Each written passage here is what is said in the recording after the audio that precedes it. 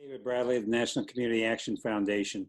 As America faces the twin crises of economic recession, as well as the effects of a pandemic, we're finding that the country as a whole has responded, and every day we hear about heroes in our cities and in our towns and our communities helping respond to both of these twin evils facing us. But one of the, I think, unsung heroes in battling and helping communities struggle with coping and recovering from these challenges facing us is the community action agencies. So what we're trying to do is let you know that we got a lot of heroes in our program, people who've stepped up and are making a big difference in our communities, and we're going to highlight those frequently as we go forward together on getting our communities in this country through this incredible challenges that we face. Today, we're fortunate enough to have Mike Anderson from the Interlakes CAP in Madison, South Dakota, join us and tell us about what's going on in that agency and how they're coping with. And so I'm going to turn it over to Mike, but Mike, I'm going to ask you, thank you first for joining, and then ask you, how you holding up? How things going out there? Well, thank you for having me, David. Holding up pretty well. We run a lot on adrenaline at times. It's been very busy. It's been something that we've never experienced before. When we first saw what was happening across the country with the COVID pandemic, the first thing that we did was we got together as managers here at Interlakes Community Action and as staff, and we started talking about what all of our contingency disaster plans were. And I think one of the first things that we noticed was our disaster plans didn't cover pandemics. Our disaster plans covered things like natural disasters, floods, tornadoes, power outages, maybe something that might affect one area or another. But our program here has, our nutrition program has 49 locations, congregate locations throughout 10 counties. We cover a 7,000 square mile area, and none of our contingency plans ever were intended to have anything that impacted all of our sites all at once. So we had to sit down and rewrite those disaster plans. What are the challenges facing you? 7,000 square miles. I've got to admit, I'm not quite sure where Madison, South Dakota is at, but what are you going through? What are the challenges? And tell me a typical day at the agency. Well, Madison, South Dakota, first of all, is eastern central South Dakota. One of the challenges that we go through every day right now is mostly logistics. Everything is very difficult. We deal with 36 different caterers, and we have 49 different locations. So we have kitchens in some areas that supply meals to clients, and in other areas, the caterers supply those meals. Our caterers are made up of different groups such as hospitals, nursing homes, and restaurants. When the COVID outbreak started, many of the health programs, such as the hospitals and nursing homes, immediately closed their doors and went on lockdown. And so we had to react and find a way logistically to provide meals to our clients in those areas, especially our most vulnerable clients. We also started looking at what's going to happen in some of these other towns when the COVID outbreak starts there, and what happens when our restaurant shuts down, and how are we going to handle that. We also had to look at things like our clients right now who are being told not to leave their home, that are receiving 4 or 5 meals a week. We need to find a way to get them 7 meals a week. And we need to encourage them not only to receive those meals, but let them know that financially that they can afford them, because we work on a donation basis, and not to worry about that. We worry about our clients saying, don't give us any more meals because we can't afford more than what we're getting right now. We just tell them, keep your donation the same, what you can afford, but we're going to make sure that you're taken care of. You need those meals 7 days a week. We started a frozen meal program basically out of this crisis with the idea that, we may have to shut down our kitchens at some point, or we may have to transport meals to another area. And so instantly we got together with our kitchen staff and all of our staff here in the nutrition program. And the first thing we started talking about was we need to keep our clients safe. We need to be able to feed our clients. We know that this is going to be crucial in keeping their health.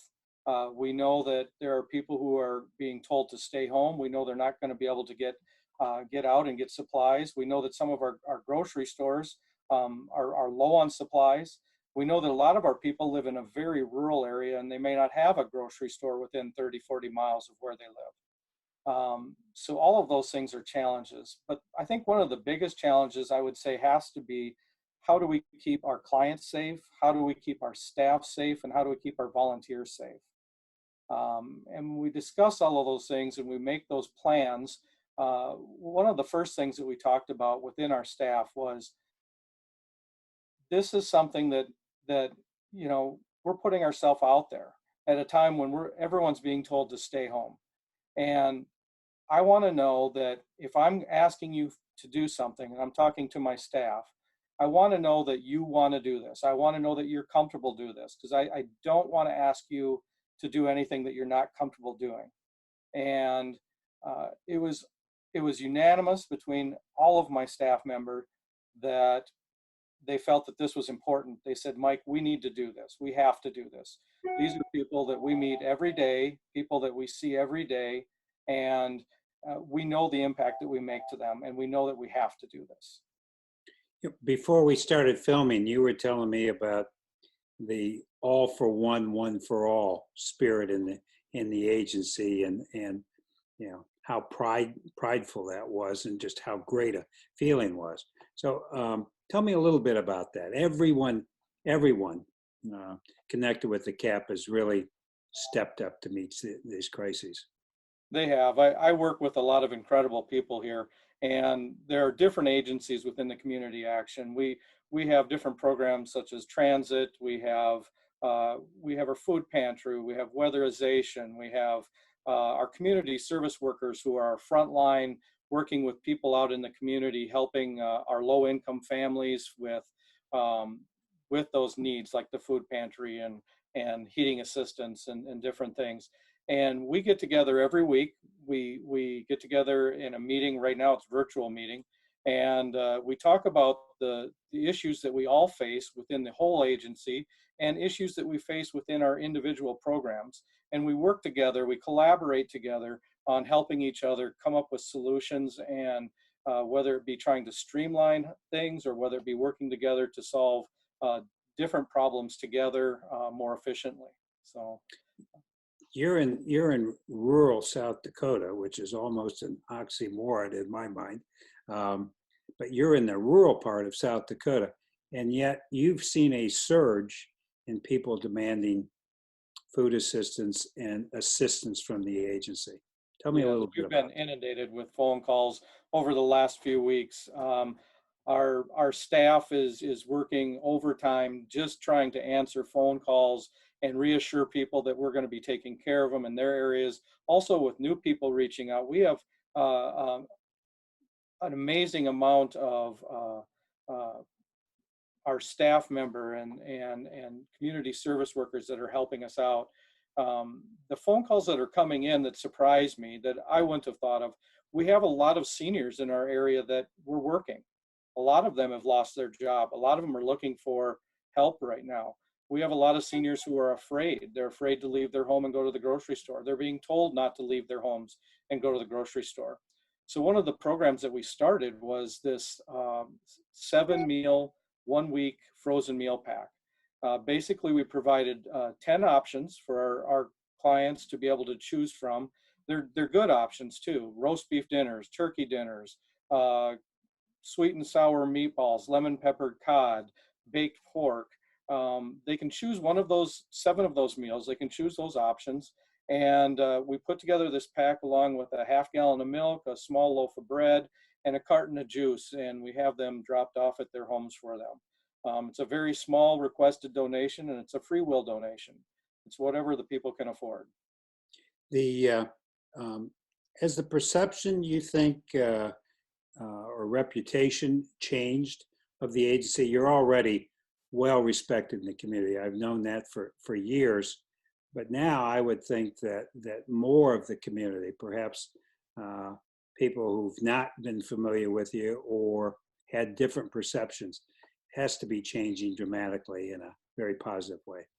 Oh, absolutely. The media around here has been very good as far as the newspapers. We've been trying to get our stories out there so that people know who to contact. I think one of the things that I noticed years ago was that a lot of people, even in our own community, even right here where our office is located, had no idea what Interlakes Community Action was.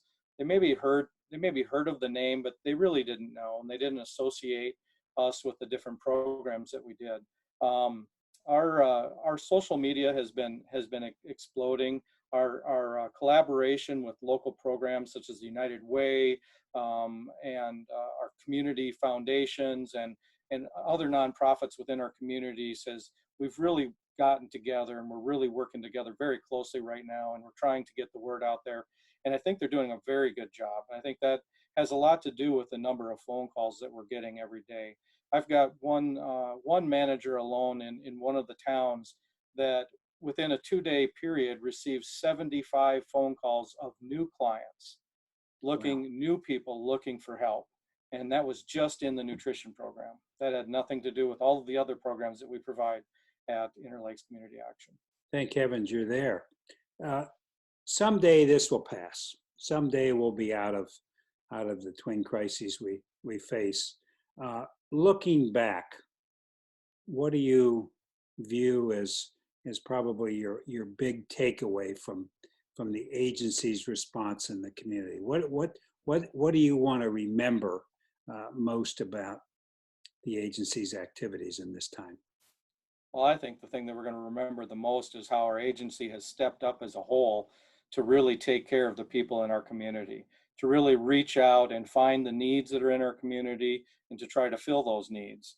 I think our collaboration with other programs within our communities, our collaboration with other businesses within our communities, everybody working together, I think is one thing that we're going to take away from this. South Dakota has always been a great place for people stepping up and being volunteers and helping out. But when this COVID outbreak happened, one of my big fears, one of my big concerns was that our volunteer base would drop out. A lot of our volunteers are seniors themselves. A lot of them are ones that should be staying at home. And so I was fearful that our volunteer base would drop out and we would have to really change our operation, how we were delivering meals daily, that would change, or maybe we'd have to go to almost all frozen meals. But what really happened is an army of volunteers showed up, and our collaboration with the United Way and all of the people within the agency. We have Head Start teachers that right now, Head Start has been called off. I have Head Start teachers calling and saying, what can I do? Can I help you in the kitchen? I can come in and help. What can I do? I can deliver some meals for you.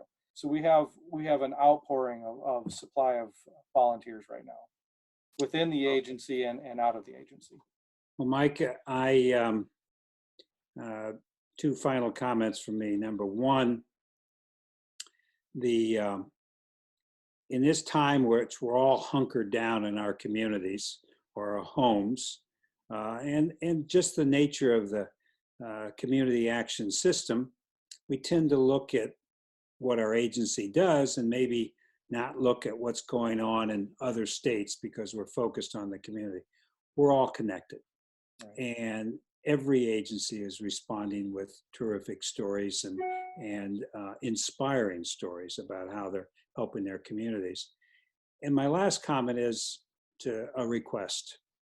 If you get the opportunity, can you tell the staff, the volunteers, uh, that they're heroes? That as important as those on the front line at the hospitals or in transportation or emergency services, um, community action, people who are helping meet the challenge of this crisis, they are very much every bit a hero in America. Mike, thank you for your service. Thank you for your dedication. Thanks for being part of community action. You're Thank, exactly what we like. Thank you very uh, much. thank you, David, very much.